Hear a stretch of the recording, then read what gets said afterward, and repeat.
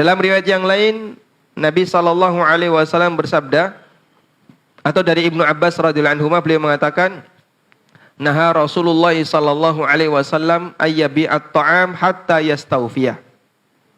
Rasulullah sallallahu alaihi wasallam melarang seseorang menjual kembali makanan yang telah dia beli sampai dia terima terlebih dahulu. Kemudian ada seorang tabi'in, Tawus bin Kaisan, bertanya kepada Ibnu Abbas, wa ma huwa wa ma dzaka? Kenapa itu kok dilarang? Apa penjelasan Ibnu Abbas? Beliau mengatakan, fa innahu atau dzaka dirhamun bidirhamin wat ta'amu murja. Karena hakikatnya yang terjadi adalah tukar menukar uang dengan uang, barangnya enggak ada. Saya kasih ilustrasi begini ya. Saya beli 100 sak semen di toko besi A. Kebanyakan 10 saja. Saya beli 10 sak semen di toko besi A. Kemudian setelah itu saya keliling kampung ya. Saya datang ke Lawean ya. Bapak ada enggak yang butuh semen? Kemudian si B butuh. Saya butuh semen 10 sak. Baik. Saya punya semen di toko besi A. Tapi saya enggak cerita kulaknya berapa ya. Saya punya semen di toko besi A 10 sak. Saya jual ke Bapak 60.000 per sak. Padahal tadi saya belinya 50.000 per sak. Saya bayar 500.000. Saya diamkan semen itu di toko besi A. Kemudian saya keliling kampung, dapat B mau beli semen 10 sak. Saya tawarkan harganya 600.000 10 sak. B bayar ke saya 600.000. Kata Ibnu Abbas, kalau transaksi ini terjadi, hakikatnya saya menyerahkan uang 500, dapat uang 600. Dzaka dirhamun bidirham, itu adalah duit ditukar dengan duit. Wat ta'amu murja, sementara barangnya enggak ada, barangnya tertunda. Sementara barangnya tertunda.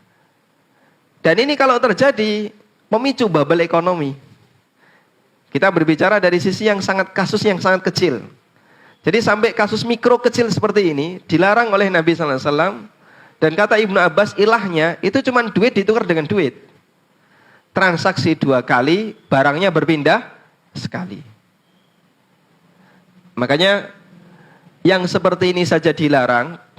Apalagi ketika orang melakukan transaksi jual beli tapi tidak ada underlying barang. Itu pemicu terbesar terjadinya inflasi. Akhirnya banyak transaksi, barangnya nggak ada. Dan sekarang hadirin yang dimuliakan Allah, model seperti ini pelakunya bukan lagi bank. Kalau dulu kebanyakan bank. Sekarang sudah mulai semakin semarak. Bisnis saham, forex, futures, kemudian fintech, itu semua adalah penyumbang-penyumbang terbesar terjadinya bubble ekonomi. Maka kalau kita ingin memiliki negara yang bebas krisis, Pak, sangat susah. Karena negara kita itu lebih banyak menekankan perbanyak transaksi, barangnya nggak ada. Seperti misalnya di bisnis futures ya.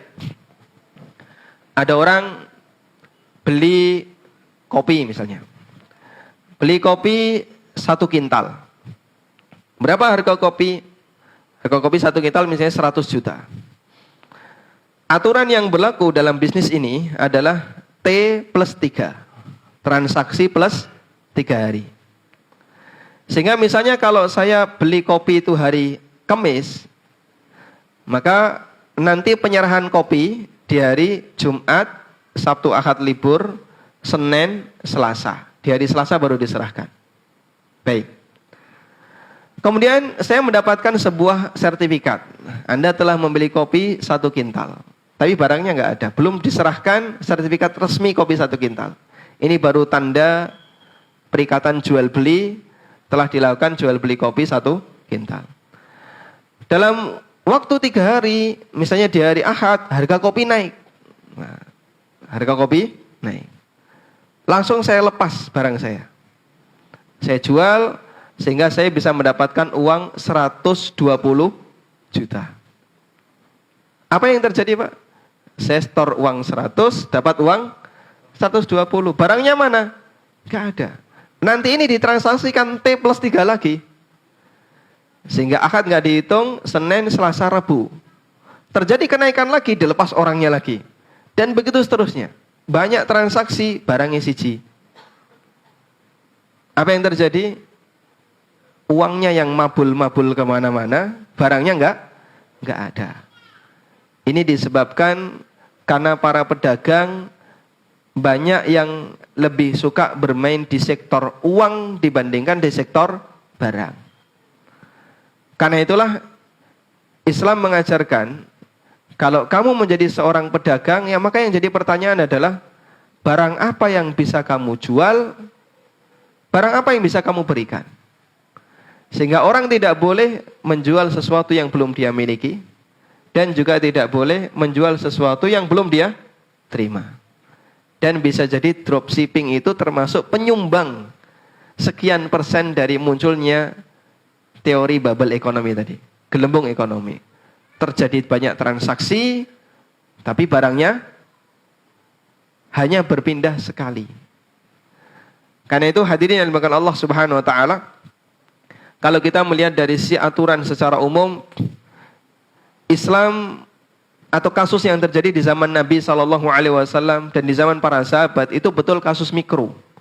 Tapi ini kalau kita kembangkan bisa menjadi solusi bagi ekonomi secara makro.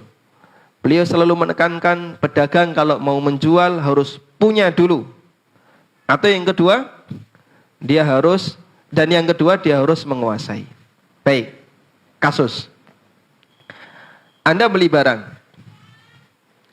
Kalau Anda sudah beli, berarti barang ini milik siapa? Kalau sudah dibeli berarti milik pembeli. Kata kuncinya begini. Jika orang itu sudah melakukan akad, maka terjadi konsekuensi perpindahan hak milik. Sehingga kalau Anda sudah beli barang, maka barang itu milik Anda. Meskipun barang itu belum Anda terima, bahkan meskipun belum bayar. Begitu ya. Saya misalnya beli motor di tempatnya si A. Motor ini berapa? Nah, dia bilang 12 juta. Saya bayar 1 juta saja, deal ya, 12 juta. Nanti sisanya saya bayar belakangan. Ya sudah, nggak apa-apa. Saya serahkan 1 juta. Dan motor ini belum boleh saya pakai hingga saya bisa melunasi 50%-nya. Saya setuju, ya sudah, nggak apa-apa. Saya bayar 1 juta, kemudian saya pulang. Boleh nggak saya jual motor ini? Nggak boleh. Motor ini milik siapa? Milik penjual atau milik pembeli? Milik penjual atau pembeli? Hah? Kalau 1 juta masih mulai, hak miliknya masih milik penjual. Kenapa? Karena pembayarannya terlalu kecil ya. Baik. Berapa batasan minimal agar terjadi perpindahan hak milik? 50%. Apa dalilnya? Enggak ada batasan minimal seperti ini. Akad itu terhitung sah meskipun belum bayar. Akad terhitung sah meskipun belum bayar. Sehingga selama sudah akad deal, maka terjadi perpindahan hak milik. Namun karena belum diserahkan, berarti belum takobut.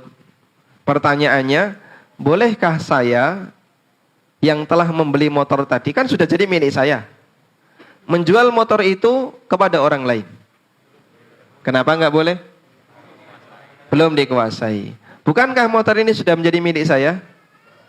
Betul, tapi belum boleh dijual ulang sampai dikuasai. Baik. Perbankan, terutama yang berlabel syariah, mereka beralasan, kami kan sudah beli motor dan kendaraan mobil itu dari dealer. Kami sudah transfer. Kami sudah menghubungi pihak dealer, sudah beli ke dealer, dan kami sudah transfer ke dealer, transaksi selesai. Berarti motor dan kendaraan itu milik siapa? Bank. Pertanyaannya, karena motor ini sudah jadi miliknya bank, bolehkah banknya menjual? Boleh nggak banknya menjual? Boleh nggak? Nggak boleh sampai motor itu tiba di bank. Ada di kantornya bank, mobil itu ada di bank. Sehingga nggak boleh dari dealer langsung ke nasabah. Kalau seperti ini, persis sebagaimana yang tadi diceritakan oleh Ibnu Abbas. Itu kan duit ditukar duit, lalu menghasilkan duit. Dan itu hakikatnya adalah mirip riba. Beliau tidak mengatakan itu riba, tapi ini mirip riba. Dan ini dilarang oleh Nabi Sallallahu Alaihi Wasallam. Tayyib.